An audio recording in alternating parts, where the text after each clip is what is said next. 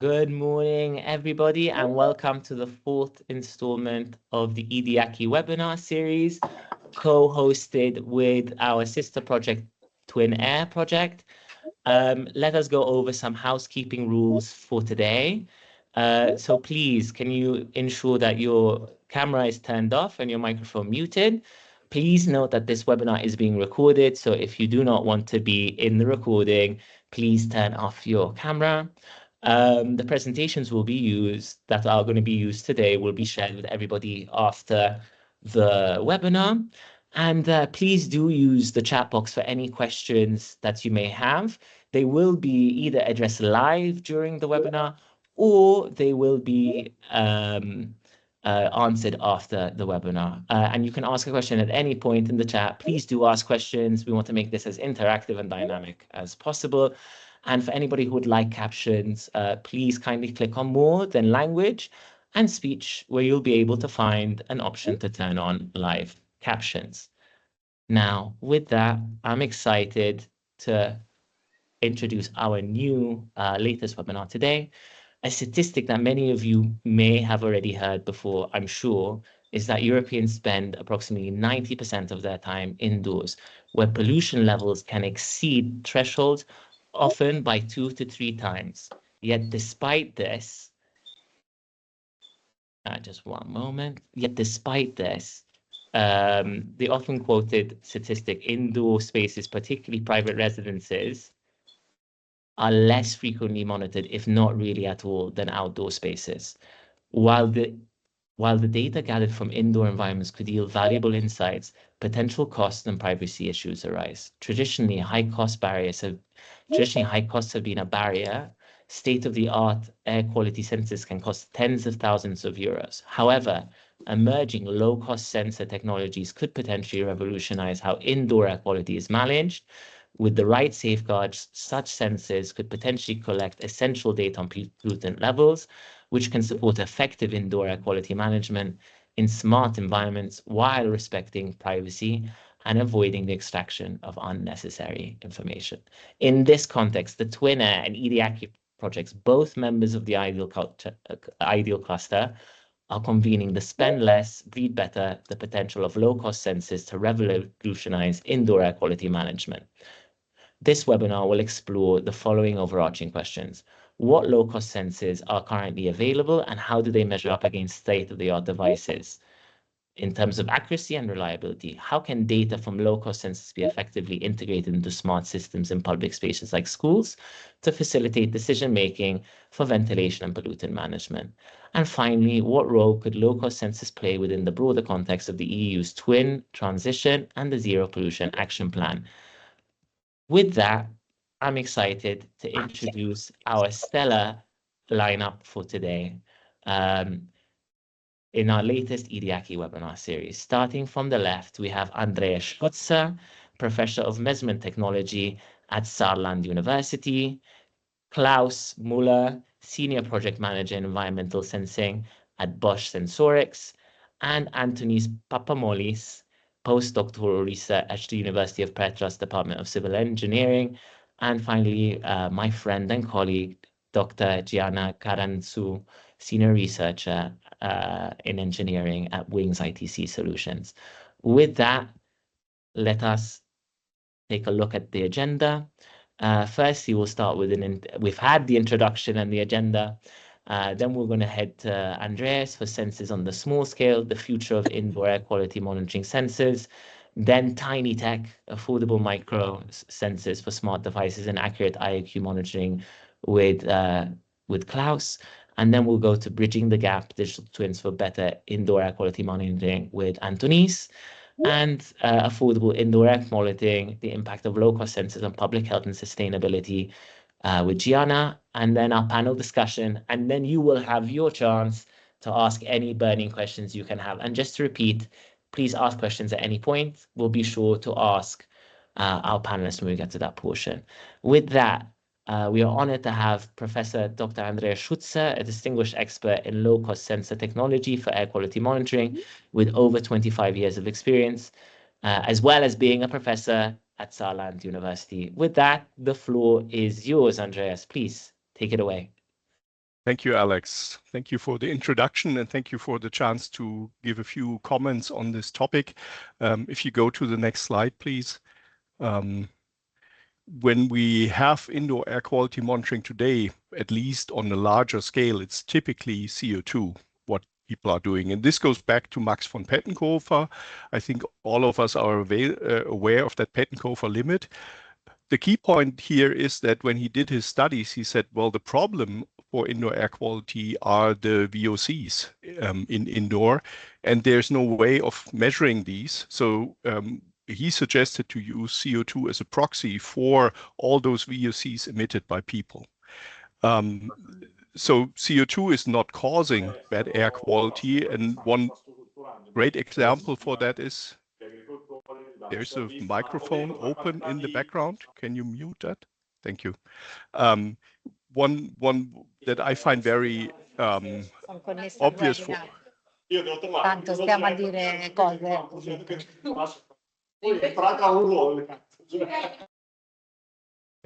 So one key point where it's very obvious that CO2 is not causing a problem, at least not at 1000 ppm, is the International Space Station that actually flies at 5000 ppm. And there have been numerous studies looking at, does it have an effect on the astronauts? So the point really is that we should rather measure VOCs directly. And if you go to the next slide, we will be able to monitor other compounds and other pollutant sources with that. And today we luckily have a wide variety of low-cost VOC sensors, mainly based on metal oxide semiconductor gas sensors, so either MOX or MOS, whatever you prefer.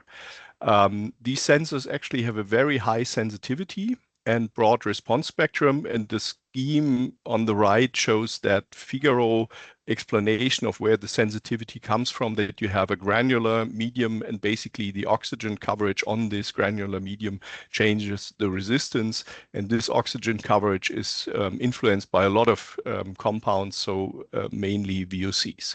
And today we now have the latest generation. I've tried to show that a little bit at least. Very, very tiny sensors. You see them also on the bottom. So these sensors now are on the outside 3 by 3 by 1 millimeter, but inside it's actually much more complicated. You have sensor chips that are less than a millimeter in size. The most modern ones, if you look on the bottom left from Sensirion, the individual sensor element is 30 microns in diameter. And you can do a lot of nice things with these sensors because they also have the electronics already included. They have a direct interface to microcontroller operation, very low power, and you can use multi-sensors for operating that. And when we go to the next slide, we can actually see some of our results that we had in recent years where we looked at optimized operating modes and machine learning models to extract from these sensors as much information as possible. So from one single of these micro sensors, 3 by 3 by 1 millimeter cubic, you can get a signal that is the sum of all VOCs, yeah, or TVOC.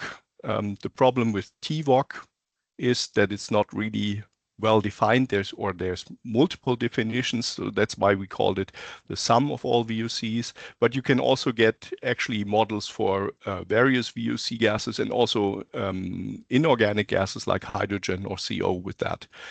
And at the same time, you have high time resolution at very high accuracy, and we can compare that. The picture on the right shows comparison to GCMS measurements or portable GC PID measurements that really show that this not only works in the lab, but it actually also works in the field. And with that, you can have a very high time resolution, very good picture of your ambient air quality in terms of VOCs at least, and this will be the chance to improve the monitoring quite a bit. Last slide. And one of the key points here is actually that we also need to have standards so that everyone is talking about the same thing when we want to measure VOCs. I mentioned that TVOC is used by many people, but everyone has their own definition. So analytical TVOC values, actually multiple analytical TVOC values, and then the common understanding of us sensor people is, well, this is the sum of all VOCs, but the analytical value is actually quite different. So we had a national expert committee sitting together on multi-gas sensors, was initiated by quite a lot of sensor manufacturers that said, well, to be able to introduce these solutions in the market, we need to have a common understanding of what the output should look like, what the test scheme should look like. And I'm very happy to share that this has now been approved on the national level. We're expecting it to be published as a white paper in the next few months. And we're already working on pushing this forward to the ISO to have that as an international standard, because something like that, especially when you look at MEMS sensors, only works if you really do that on an international scale. We will hear a little bit more about the sensor technology from Klaus in the next presentation. So thank you very much for giving me the chance to bring some remarks. And if you are interested in further exchange, here are my contact data. Thank you very much. Thank you, Andreas, for that excellent presentation. I mean, it's amazing that you actually showed a sensor, how tiny that is. I mean, I'm very impressed with that as well. And it's a very important point, I think, on the total volatile organic compounds. It's something that I've heard quite often as well. What is total volatile organic compounds? So it's a very important point raising there. And obviously standards as well are absolutely critical, which is something hopefully we at the Ideal Cluster Projects will help support. With that, I will push ahead now to Klaus. We're honored to have Dr. Klaus Müller with us, a seasoned specialist in building technology and air quality sensors at Bosch, bringing over 20 years of expertise to this panel today. And with that, the floor is yours. Please go ahead, Klaus. Thanks, Alex, for the introduction, and thanks for the opportunity to introduce and talk about the sensing of indoor air quality and about tiny sensors. And thanks to Andreas to the good introduction, which prepares the field for me. What Andreas introduced, you can see on the bottom right, that's our sensor which we provide in the market, but of course we have several competitors. The speciality of our sensor is that we have integrated, besides this VOC measuring capabilities, temperature, humidity, and even pressure sensor in one dice, so that it's really very, very small, and you can integrate it in very small devices, and it has, as the competitors, outstanding low power consumption, depending, of course, on the mode in which you use it. But VOC is only one of the pollutants we are facing. The other one is PM, so particulate matter. And there we have very, very newly on the market a very tiny sensor. And the advantage is it's more than 200 times smaller, but the current ones on the market, which are, let's say, half matchbox size or matchbox size at the moment, they have a van with it, and our sensor is much smaller. And without the van, it's noiseless, and it's as precise as a large one.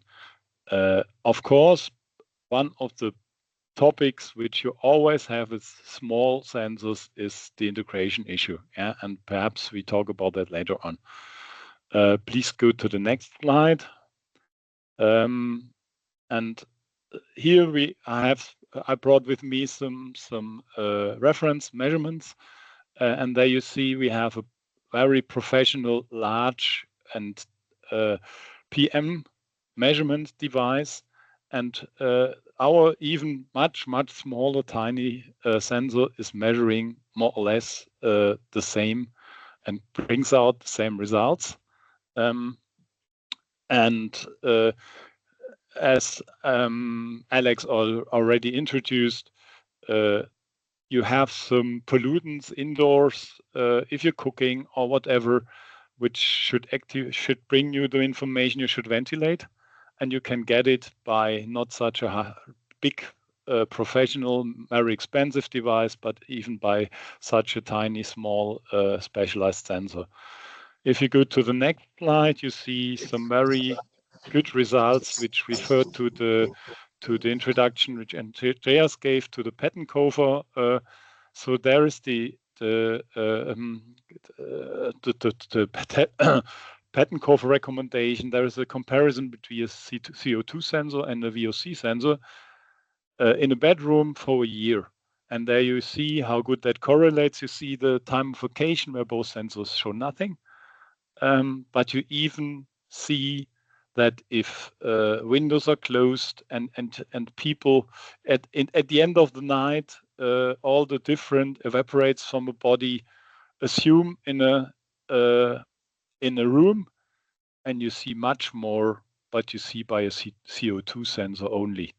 Yeah, and that's really the advantage of these VOC sensors. However, and that's sometimes difficult to explain in the market and to customers, they always ask, I'm interested in this and that gas, and how much is the concentration?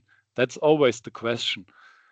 But the value of the sum signal is probably higher, even it is might not that easy to understand where the things are coming from. Yeah, but you go into a room with a lot of people, and you follow your nose, and you easily recognize that there's the ventilation needed. Please go to the next slide. And in the preparation of the webinar, Alex asked me, I don't see the next slide. There we go. In the preparation of the webinar, Alex asked me to prepare what are benefits and what are challenges of the sensors in the real systems. And if you have larger systems, they actually have 2 or 3 ventilation rates. And they have, let's say, a ventilation per building or ventilation per floor. But if you can optimize that, you of course can save a lot of energy and a lot of money. Yeah, on one hand, and on the other hand, you can optimize the indoor air quality so that the people in the room can concentrate much better and have a higher productivity. And the advantage is that low-cost sensors, you can have several in one room because the distribution of the gas in one room is not always the same in one place. And you have more available information. However, challenges are that the systems should be capable to support. And if you, of course, have a manufacturer of an HVAC, he's interested, or he's liable and should guarantee the reliability. So there are the challenges if you want to change or if you want to use distributed systems. And perhaps you have some question on that later on when we can discuss. If you go to the next slide, I brought some examples with me where you can have indoor air quality, which says you have a pollution and you should open the window to ventilate. Next picture, please. Or if you're sitting in a home office or in the school class, you might even don't recognize that the air is used up and you should somehow do something to become more productive again. Next one. Finally, you have some, and that's the particulate matter. You have a fire burning, or you have a lot of candles, and you have air purifier, which needs some specific, or you have self-control and starts by itself if the air is used up. And finally, as the last picture, there's an example of a mobile use in where you have pollutions by other reasons, by outdoor air quality or by traffic or whatever. And that should be my last slide, and I hand over to Antonis.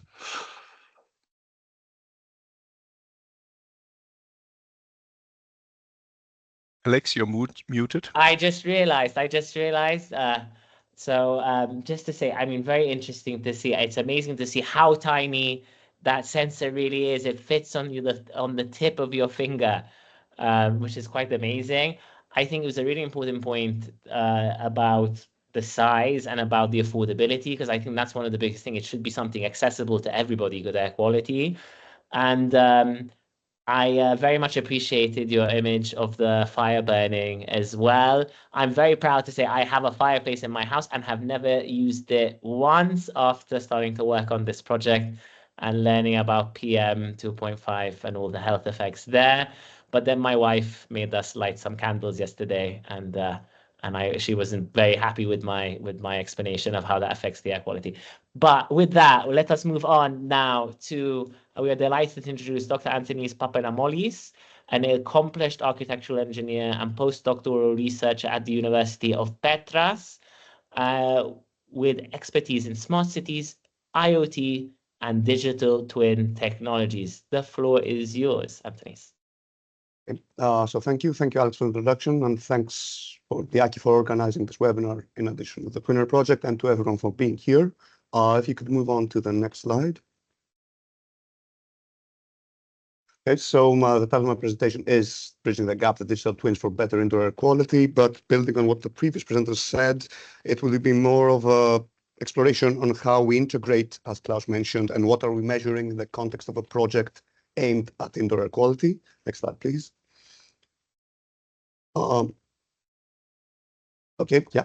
So this is what we'll be going through, an overview of the project and the digital twin aspect. As you can see from the title, Twin Air is very much based on the digital twin. The approach, the infrastructure, the pilots and the tools, and some preliminary thoughts and discussion, or to generate the discussion on where do we go from here and conclusions. Next slide. So just the overview, Twin Air is an Horizon project that has 22 partners from 10 countries. It will run for 4 years from 22 and 26. And for any additional information on the project, you can visit the website there. Next slide, please. And the main goal of the project is the combination of an environmental, medical, and technological approach to indoor air quality. And this will be tested in 5 high-level use cases and 10 pilots. This is what a fancy way of saying that we will be looking at transportation settings, education settings, residencies, workspaces, and health settings in those 10 pilot cases, where the process will be, we will map what the situation regarding indoor air quality is. We will map, the pilot sites, then we will do a sampling campaign to see what the situation is before the Twin Air project is implement the system, and do post-intervention sampling, see how much the system has actually changed the indoor air quality at those sites, which will be part of the evaluation. Hopefully this will be in a significant amount, but we will wait and see. Next slide. So the best way to go through this is just go step by step through the approach. So what the Twin Air approach does, it focuses on the built environment, as I said, indoor and outdoor in those 5 settings. And basically, it's sampling and monitoring parameters involved in the EDIAQI. This ties into what Andreas was talking about, what we are measuring and how we're measuring, and also what Klaus has mentioned on the sensors that we can use in order to get as much information as possible from the pilot sites. Next slide, please. This is the crux of my presentation. All this information, all this data from the pilot sites will be fed into this indoor air quality digital twins that the project's developed. These will be both on a building level, on a personal level, and on a transportation level. And these will be used for analysis of the data coming in from the pilot sites. Next slide, please.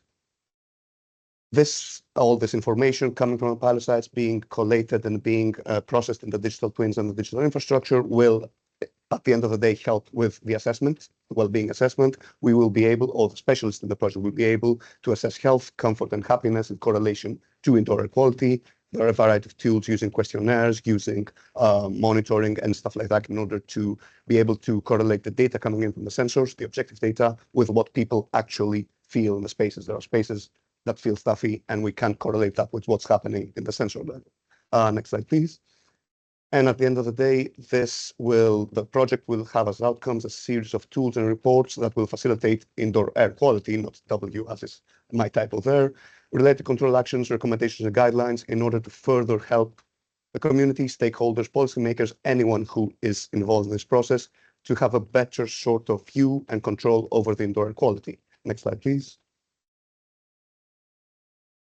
And this is how it all fits together. This is an image you can find on the website where we start off from the monitoring and end up in the use cases and the control actions. It's just a recap on the slides I showed previously. So next slide, please.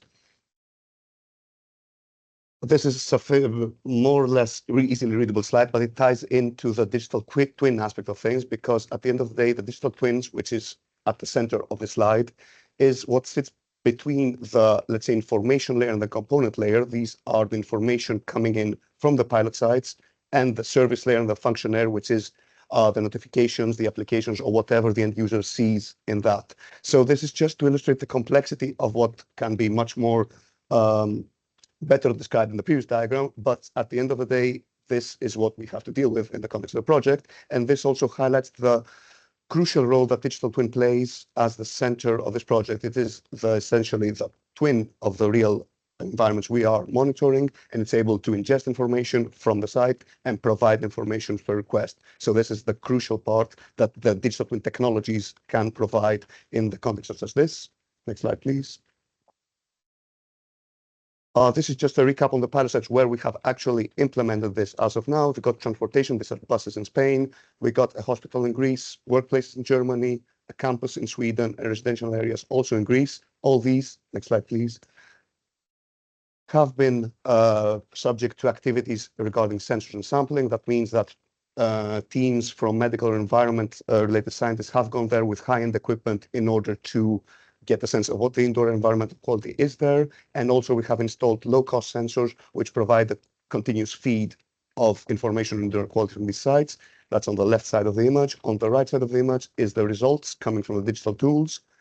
We get some metrics onto what is actually happening, and also some suggested courses of action depending on the projection. This includes machine learning or AI. I won't go into the details given the short time frame.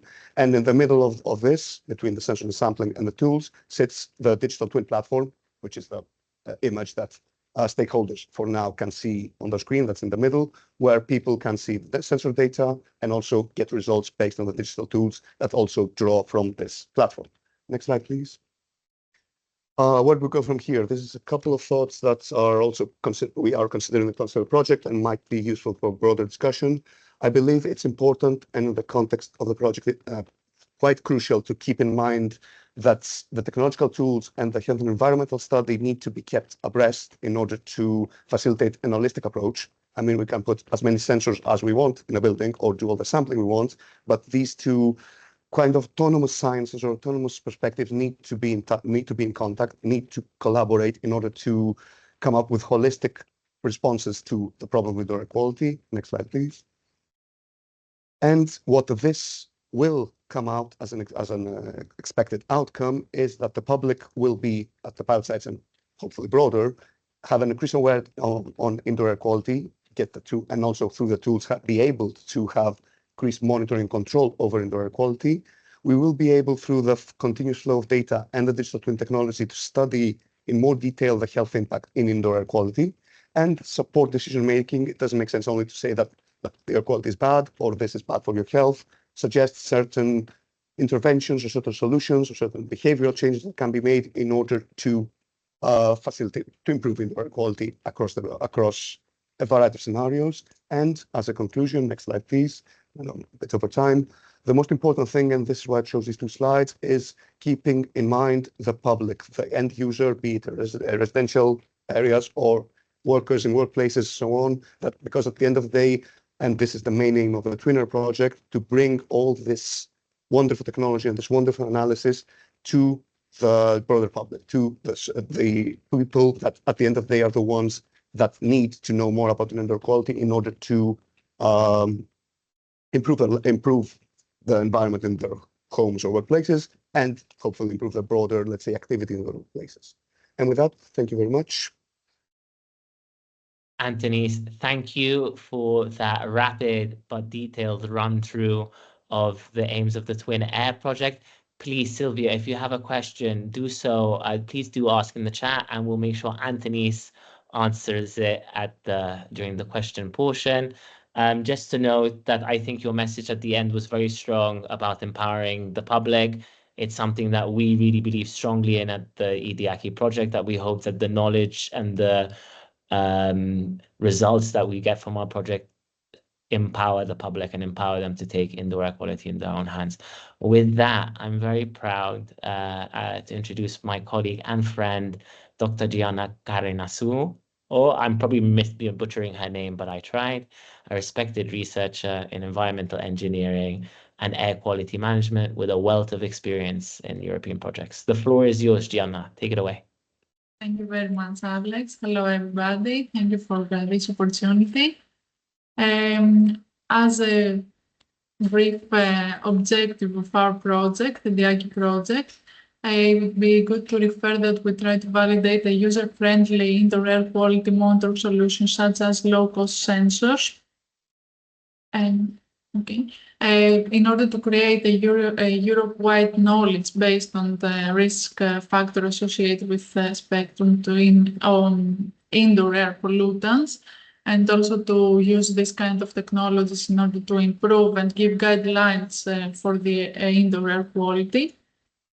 Also, we try to ensure that the data that we have in order to analyze and collect physical, chemical, and microbiological data can be analyzed and give us some more results and guidelines for indoor environments and improvements for them.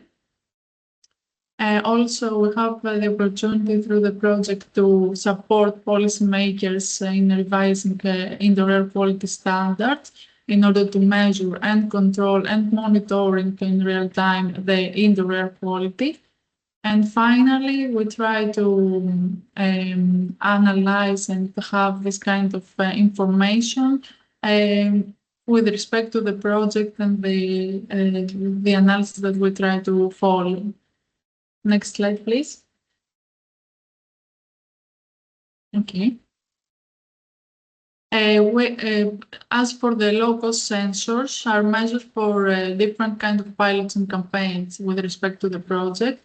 This kind of pilots and campaigns too has the low-cost sensors that are developed by different kind of providers. 3 of the partners of the project are the sensor providers, who are the lab services, the ThinkTech, and we as Wings.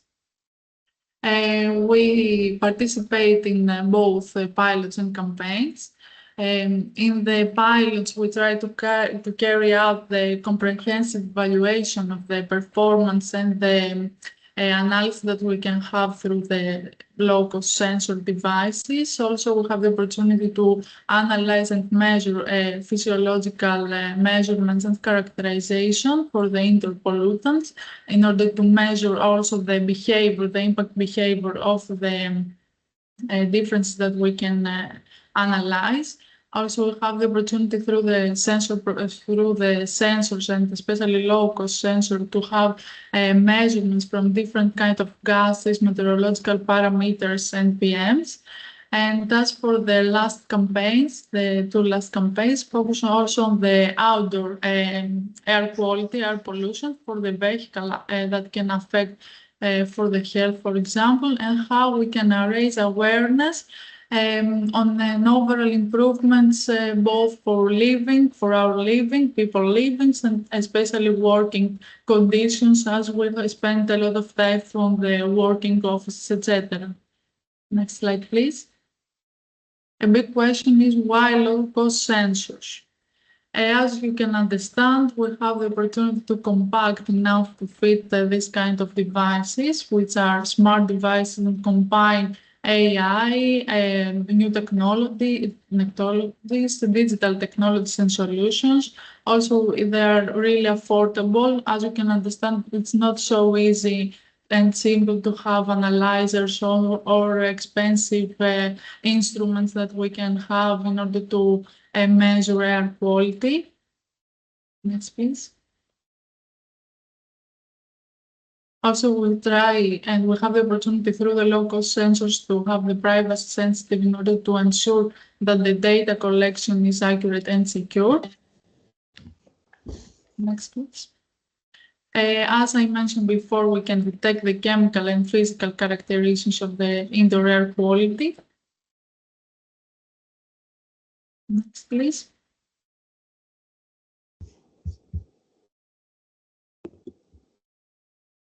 We can use them, we have the opportunity to have wireless and easy installations from this kind of the sensors, both for the pilots and campaigns. They are small devices that can be carried out whenever is needed and wherever is needed. Also, we have the opportunity to have power supplies and Wi-Fi in order to have the connectivity, in order to be more easier for it to collect the data. Next, please.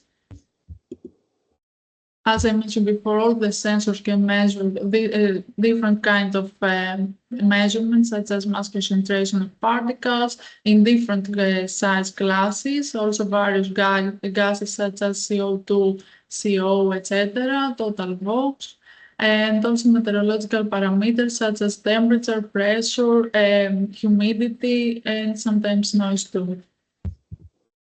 Also, this is really important in order to have this kind of technologies and digital solutions to be adapted in schools, offices, and public spaces. We try to have the safeguards, the right safeguards, in order to apply them in this kind of spaces and to have healthier environments for everybody.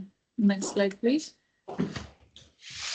As I mentioned before, we are three sensor providers. One of them, we are Wings, and we have the product and the sensors that they called AirWings devices. An overview of the AirWings is that we have two different kinds of devices, one for indoor air quality and one for outdoor air quality. The idea of this kind of products and devices is that we can select the data, collect the data in real time from different kinds of areas, different environments, and we can have in real time this kind of measurements. We can prevent, for example, some of, excuse me, I have a little bit of noise. Okay, thank you. As I mentioned, we have two different kinds of devices, indoor and outdoor devices. We have different kinds of connectivity. We can have for the indoor devices, the requirements that are needed are the power supply and the Wi-Fi connectivity in order to have the data in real time, and we can have an overview of this data on the dashboard.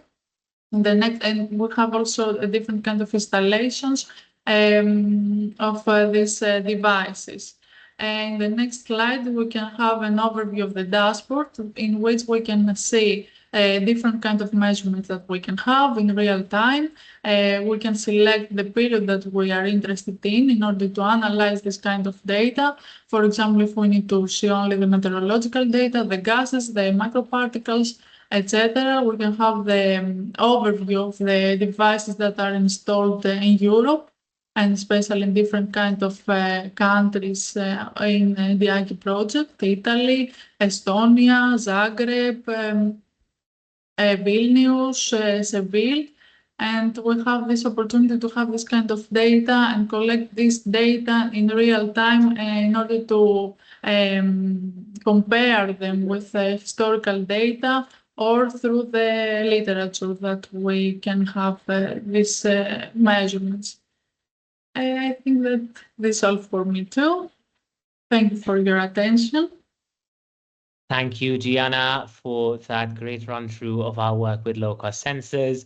Just to say, we have other sensors in our project as well, Lab Services Analytica and Tinect, and we're testing all of them against Intropos, tropospheric research department, basically to test the accuracy of them as well.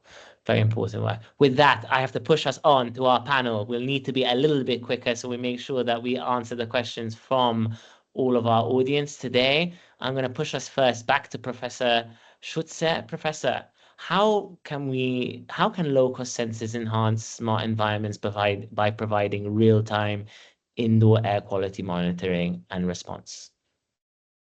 Well, I think the most important thing is really to have the user interface and make people aware how their own actions influence the air quality. I think that goes to one of the questions that was actually asked in the chat, that data is not the solution. We need to then provide something that people can improve their own air quality. But for that, they need to have some information. Okay, now I'm starting to cook, and it really increases, for example, the PM count, but also the VOC. So it helps me to know, okay, please open the window. But now when should I close it again? And so it's really just helping people to improve their own air quality. And of course, in the long run, if you have an automated ventilation system, you can automate that. But mainly, I think it's really getting the awareness raised. And for that, the real time is something that is very important because it gives you immediate feedback. Thank you, Andre. I think that is one of the biggest things from today as well, is we're hopefully envisioning this future where this data is being used to make intelligent decisions as well.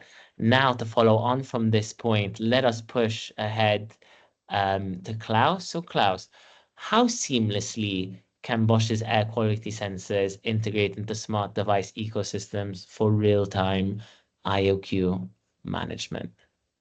So we are a provider of sensors for all kind of Internet of Things or consumer electronic devices, and so we of course provide for all of our sensors application notes, and we support our customers by application engineering and field application engineering. So if a customer is coming and says, I want to integrate the sensor, this and that device, we support him as good as possible. And then the manufacturer, of course, provides or integrates it into a device which has communication capabilities to integrate it into an ecosystem afterwards. I hope that answers your question quite well. It does answer the question quite well. And I think it really hits onto the point as well about how these sensors will fit in with these new smart city environments. So it's a very important point to make. So Antonis, on this, how can projects like TwinAir support the integration of this air quality data in public health initiatives as well as in urban planning? So I'll start off with what you mentioned for smart cities in the context of a, let's say, decentralized system, an ecosystem that is a smart city with different types of things. What we have seen in the context of the project, and I think it's a broader, let's say, discussion, is that the problem we are seeing is not getting information. We have sensors, we got sampling stuff. The problem is moving this information to a different actor that needs to do something with it. So what TwinAir does, since it approaches the project from a pilot site, installing sensors, doing the sampling, the digital twin, which actually collects all this information, is outlining a paradigm where indoor air quality is not seen as a piecemeal project of this or that sampling campaign or this or that sensor, but as a more holistic, let's say, component in the broader, let's say, public health initiative and urban planning. It was mentioned in the chat, what can we do for indoor air quality except for filtration systems or opening up windows? And this is something that would need to feed into urban planning, because we need to change the way in which we design buildings in order to improve air quality to a certain extent, and broader public health initiatives. So what TwinAir can do is showing the complete flow of information from the sensor that gathers in the wall of my office up until the policy recommendation until the end. So that would be our hopeful contribution to all this. I think it's a very powerful contribution at that. I'm working in working group 3 or working group 1 of the ideal cluster to take those results and to come up with some specific policy recommendations. Maybe I'll have this already call out for an EU-wide policy on indoor air quality, which is something that we're missing. So the standards that Andreas was talking about at the beginning would be imperative in that regard. And now I'll push on to my colleague Gianna. Based on what Antonis was saying, what challenges did you encounter when deploying the sensors, particularly in public spaces, and how were they addressed? Okay, actually, there are many kind of challenges because it depends on the use case that we need to have our sensor will take part in. For example, we have the requirement and the challenge with this respect to the location in the area that the sensors should be installed. Also regarding the connectivity and the power supply.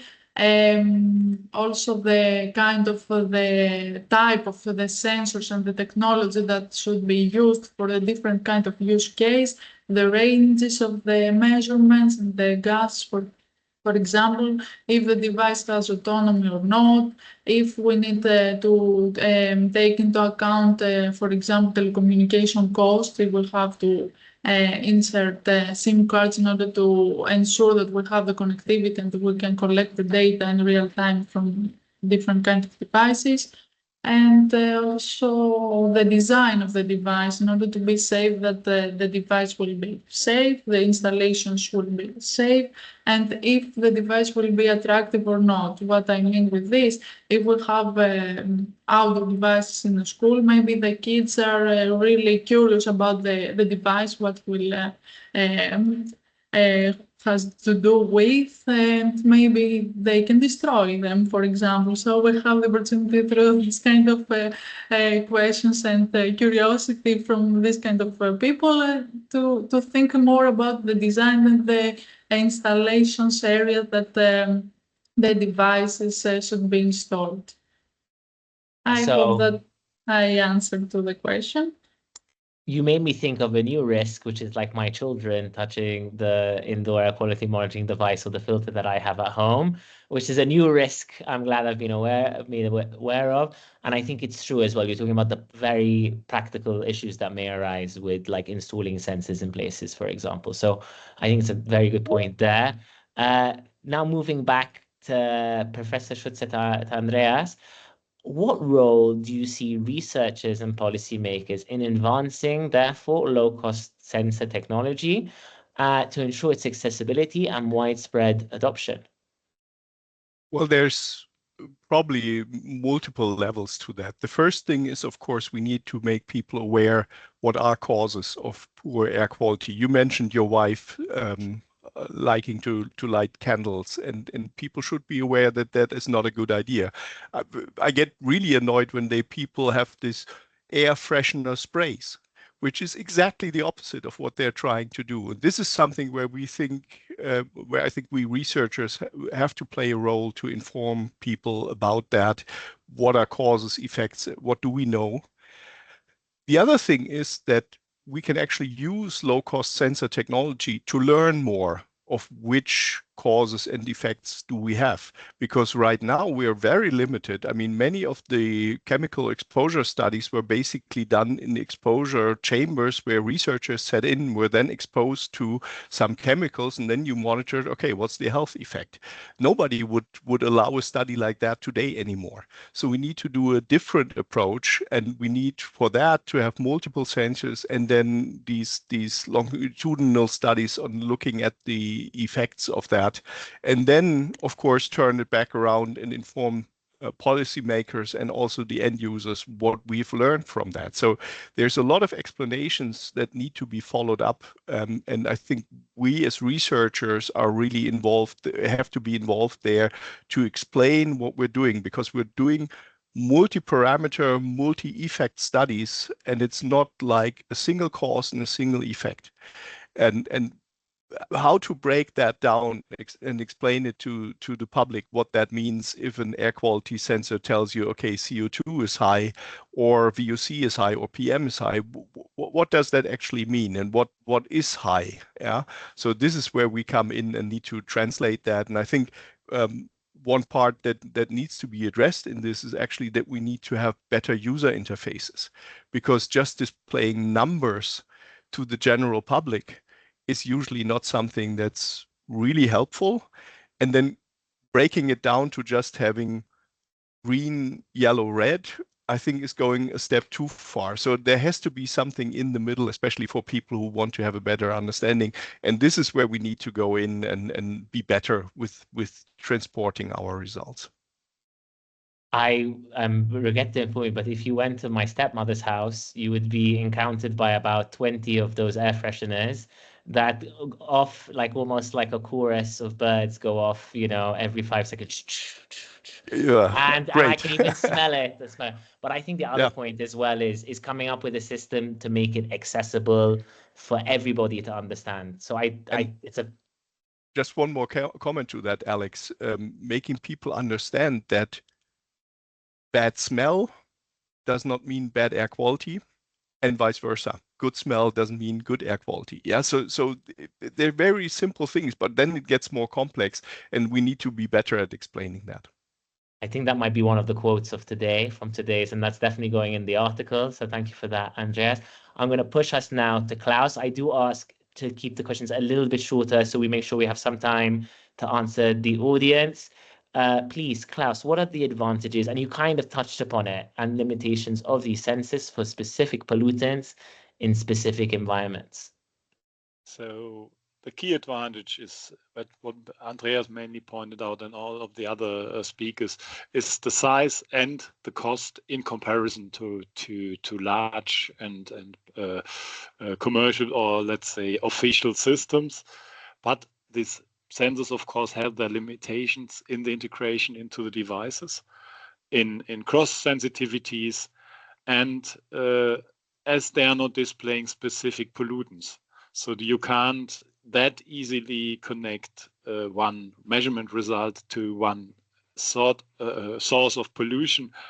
However, as discussed before, if you have some knowledge and can transport this knowledge, it can be explained to the customers or to the users.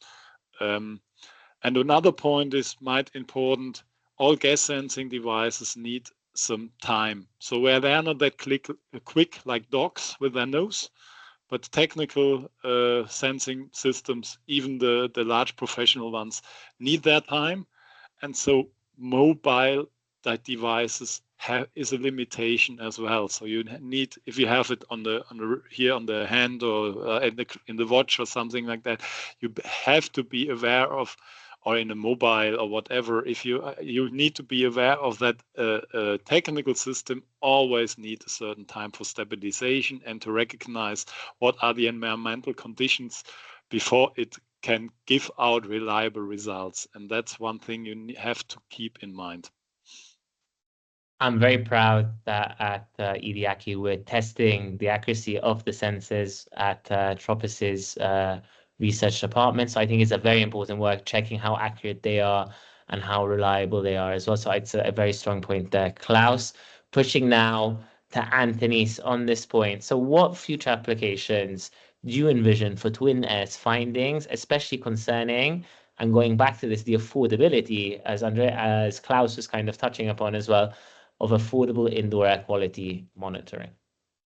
So I thought about this question, and my first answers were this or that specific piece of application, software, or technology that would help in this. But what I believe, and I'm probably partial to that because I'm leading the pilot work package, is what the findings of how people react to when we're given this technology, the system, these applications, and how successful we were in actually making them aware of the issues, aware of the technology and what it does, and probably a playbook on how it would be to approach communities, approach workspaces, approach health institutions, schools or not, would be the main finding of the project. So I would focus, without wishing to not acknowledge all the technology and all the studies that are being done in the context of the project, and again, being partial since I am pilot leader in the project, my response would be that report on how a system is actually implemented and what the stakeholders or the public reaction is to that would be my primary finding that I would like to push through at the end of the project. I think it's a very important point there, Anthony's. We do have only a tiny bit of time, Gianna, so I'm going to ask you to be short but sweet.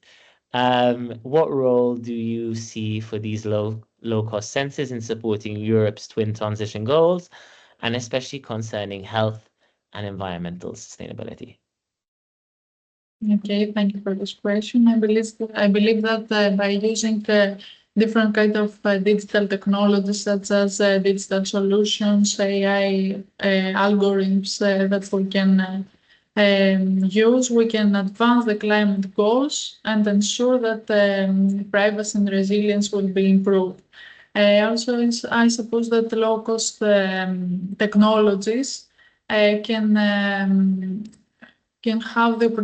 give the opportunity to have improvements in the protection, in the air quality, especially when we talk about people and especially children and kids, and also the motor system that we can have as a combination with the Airwings device, for example, can give us an overview of the different kinds of use cases in order to have confirm or not the twin transition goals, for example, to have preventions and improvements, guidelines in order to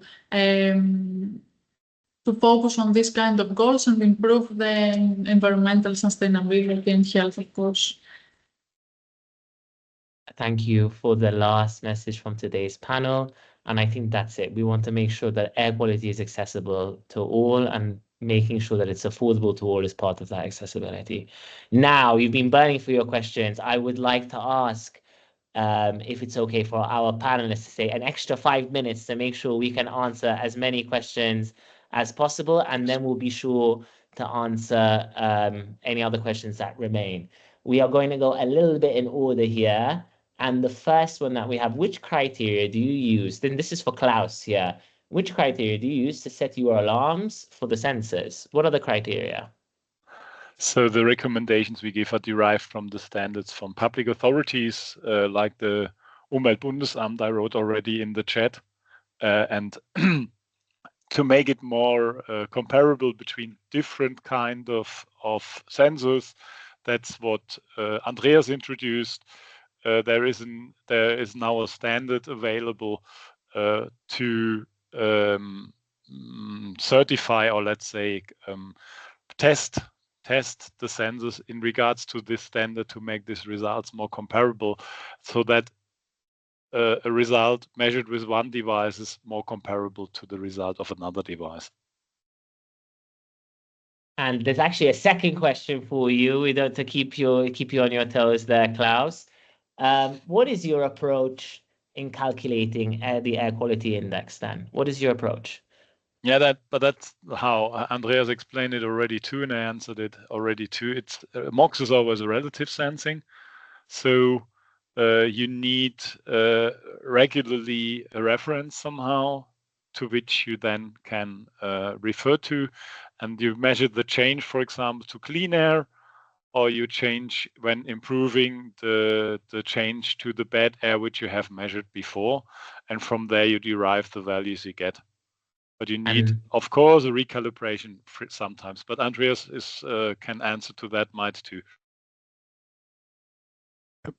Just wanted to go in that the basic for that is the US EPA outdoor air quality standard with the different color schemes that you have. And we try to translate that to the indoor scheme so that you really have, okay, PM levels, VOC levels, temperature, humidity. Yeah, you can translate that to this is good, this is poor, this is terrible. Yeah, and from that you derive the color scale. The question is, of course, where do we set the limit values? And this is based on having extensive studies for the VOCs where we looked at occurrences in typical indoor situations and then set the threshold limits basically to match what these previous studies have found.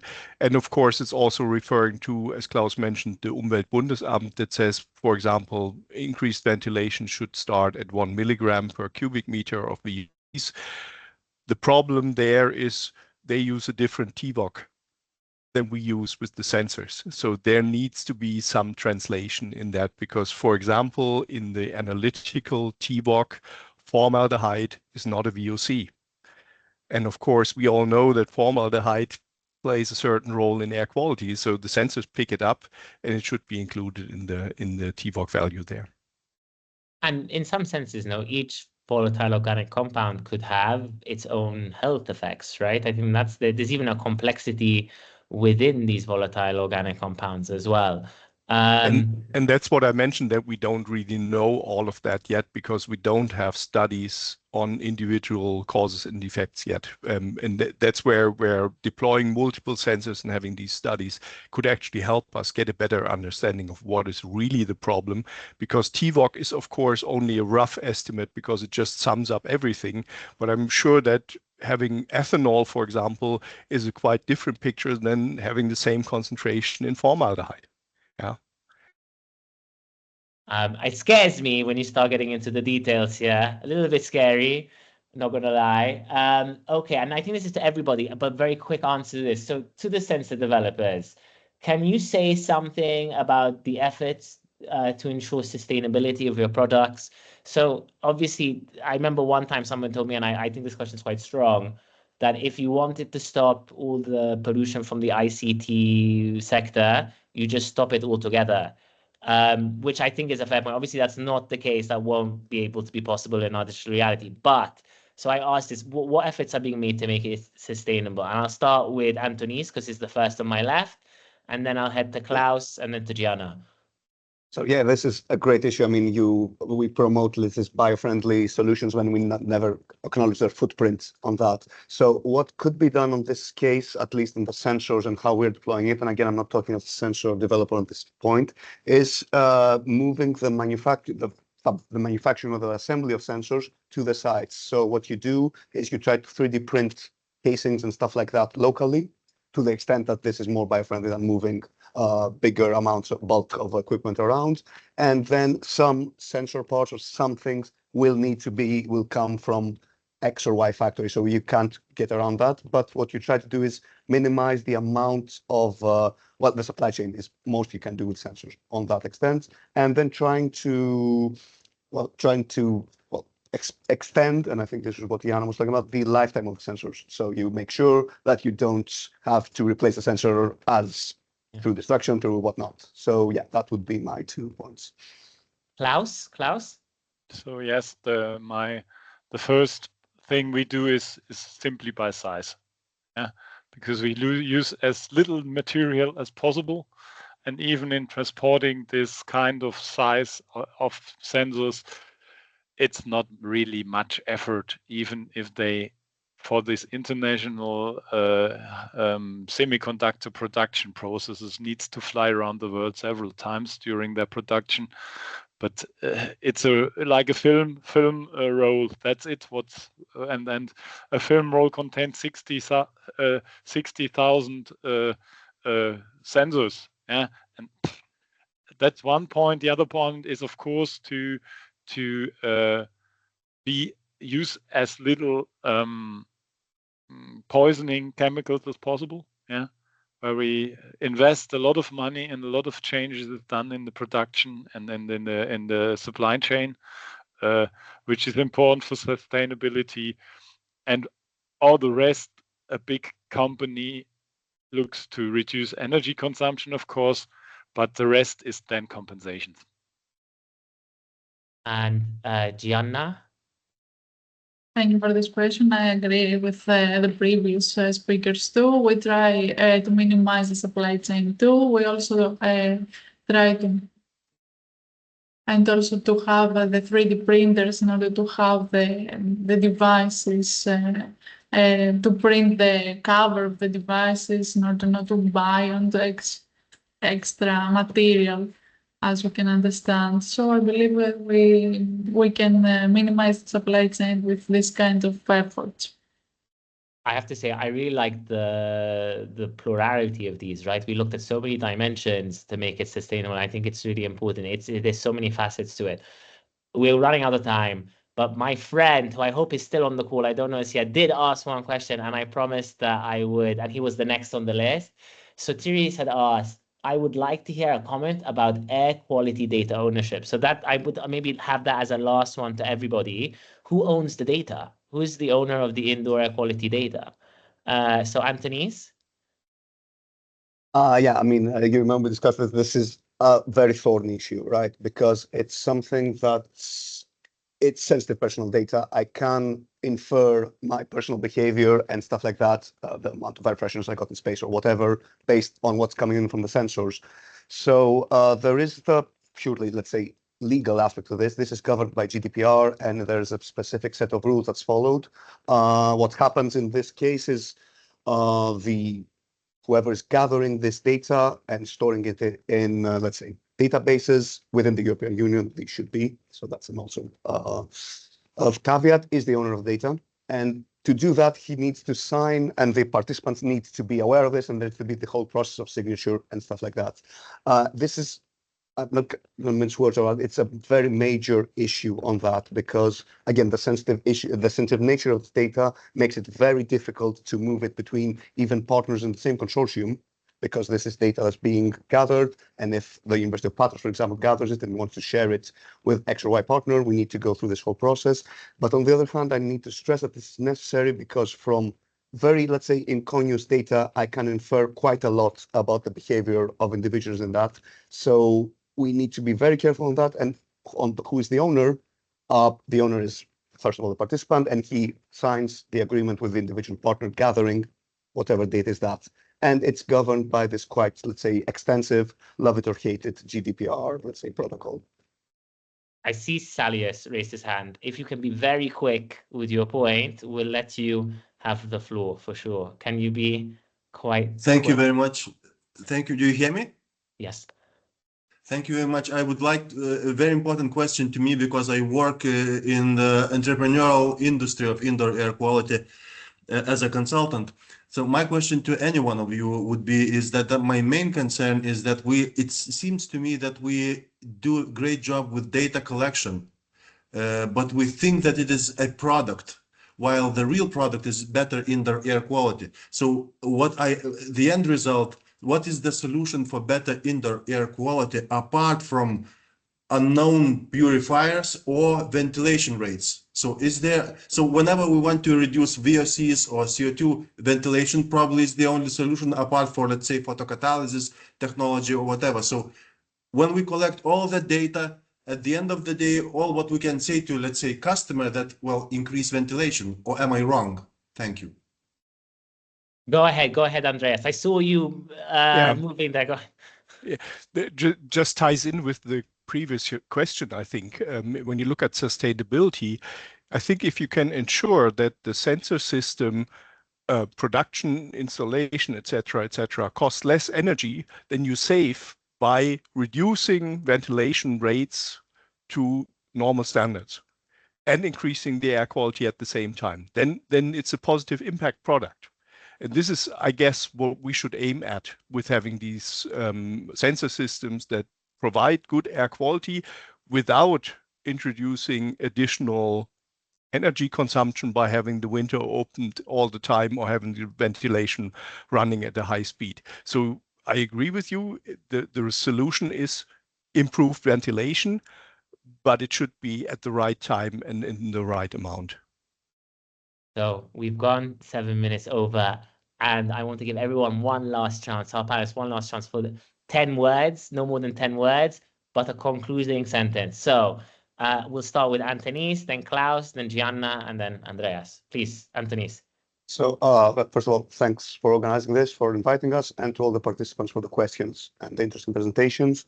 Again, I will repeat my previous remark that it's more, I'm partial on this, taking into account the community, taking into account what the end users want, expect, and need is as much important going forward as is any, let's say, technical or, let's say, medical report on that. So, because at the end of the day, what happens is we might lose sight of who all this is intended for.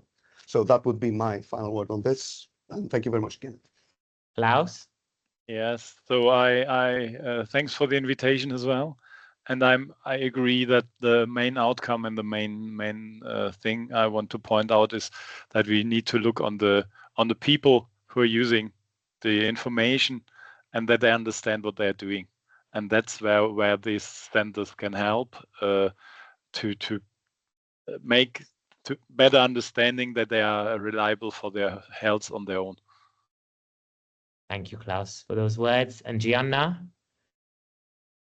Thank you for this opportunity. Nice to see you all again, and for the audience, the questions, for example, and the discussion that we have.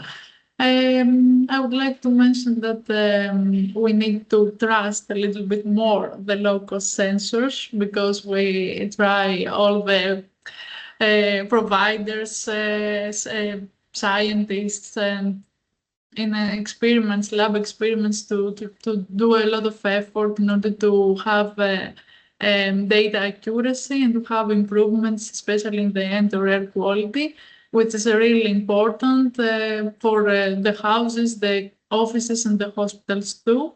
So I would like to close with this. Thank you very much. And Andreas? Yeah, I have one caveat to the researchers and sensor developers. Don't oversell your results. I see that a lot is like giving as absolute accuracy, and then if you ask people how did you calibrate the sensors, no, we took the factory calibration. This is something that we really should be aware of, that we have to be very careful in explaining what we can learn from the data and what we can't learn from that. And this is also what we researchers have is our responsibility to really be fair in this context. Thank you. Thank you to the panelists. If you want to hear more from these webinars, guess what? We're excited to announce our next webinar on January 24 that will look at IAQ and social inequalities. For more information and to register, please use the link I'm copying now. Actually, I copied it into the chat already. We encourage you to become a part of our vibrant community by joining the Twin Air Project community, the EDIAQI project community, and the broader Ideal Cluster community, along with other various initiatives. For seamless updates and information, please scan the QR codes displayed to follow the Twin Air LinkedIn pages, the Ideal Cluster. I'm going to wait for just 10 seconds. I hope you're quick enough so you can follow the Ideal Cluster.